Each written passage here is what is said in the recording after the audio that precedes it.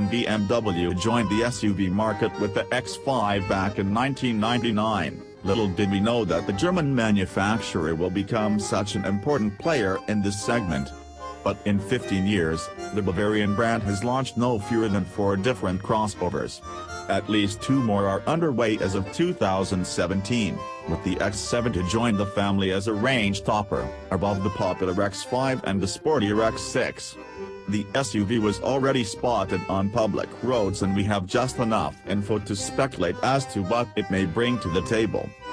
The Bavarian brand made an announcement about the X7 in 2014, when it revealed that it will be built at its plant in Spartanburg, South Carolina, which also produces the X3, X5, X5M, X6, and X6M models.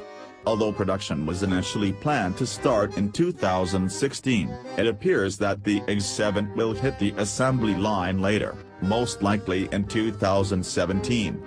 There's no word as to when the X7 will make its public debut, but I expect it to break cover in the second half of 2017, meaning it could go on sale for the 2019 model year. When it arrives in showrooms, it will become BMW's largest offering yet and will enable the German manufacturer to compete against SUVs such as the Mercedes-Benz GLS, Range Rover, and even the Cadillac Escalade.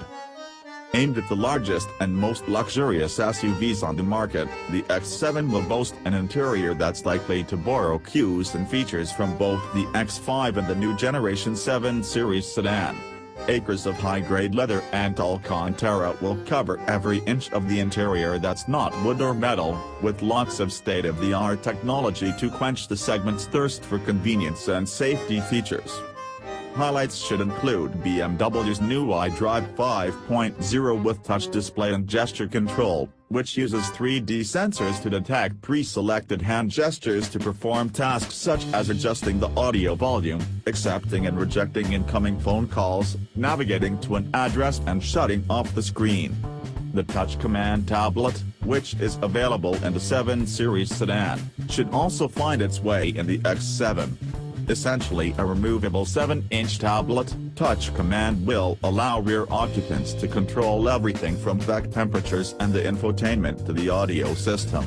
Speaking of which, the X7 will likely get the Bowers & Wilkins Diamond surround system with 1,400 watts and 16 speakers.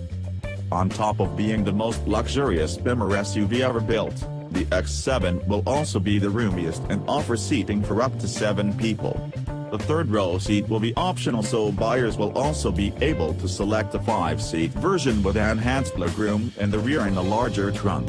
A 4-seat version is also likely for customers that like to enjoy trips in the rear seat.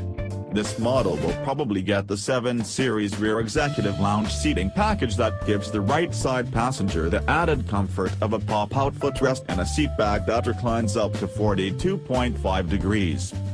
If you look at the latest spy shots, you'll quickly notice that the X7 is very similar to the X5. This might seem a bit outrageous at first glance, but it's exactly what BMW wants to achieve, a bulkier X5 with a more imposing appearance and proper third-row seating.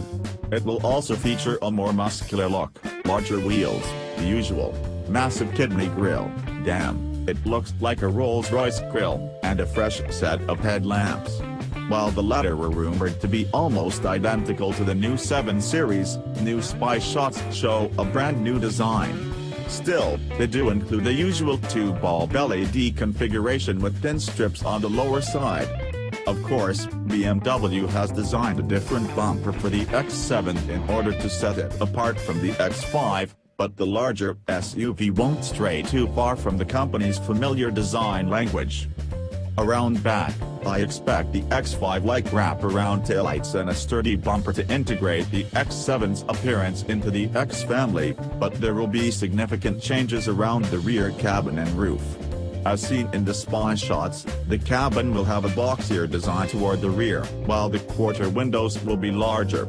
Interestingly enough, the X7 doesn't seem to feature the trademark Hofmeister kink, which doesn't happen quite often. However, in this case, the boxy, massive design doesn't leave room for this iconic styling feature. The prototype also sports a big moonroof that appears to stretch from above the driver position all the way back toward the tailgate.